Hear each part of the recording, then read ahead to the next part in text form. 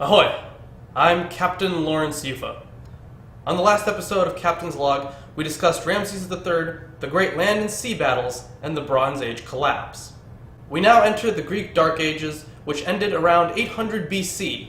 During this time, there wasn't a strong record kept of the pirates, but I was able to scrape the barrel for a few tidbits of information about piracy in this age.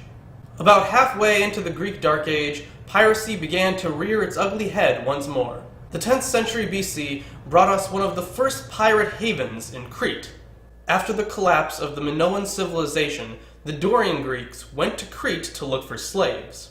After they destroyed the remnants of the Minoans, they used Crete as a base for their piratical activities.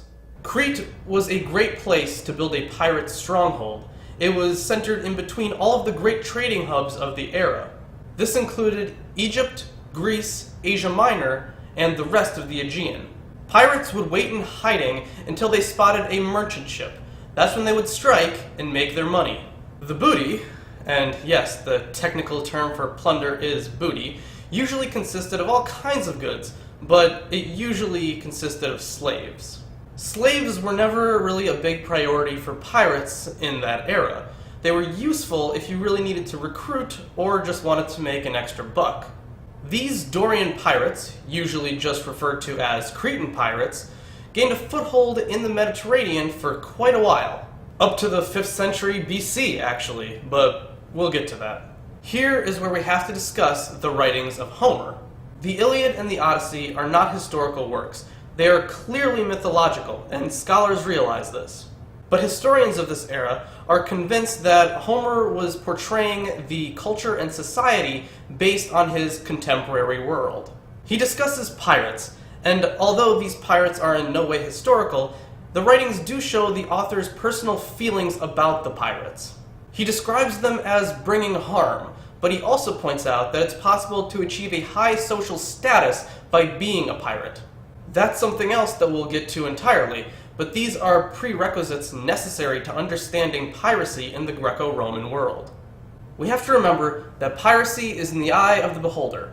Privateers, like William Kidd in the late 17th century, weren't pirates in the technical sense, but to their victims, the distinction didn't matter. This is something we will see as being very common in Greco-Roman piracy.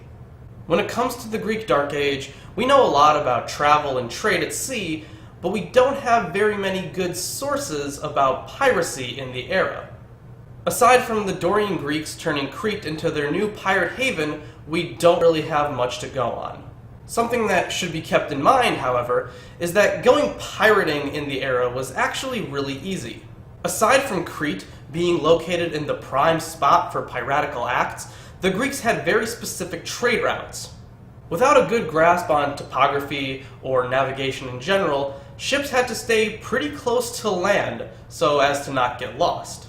Because of this, they were very easy to intercept. If they wanted to cross the sea, they had to go down very specific routes.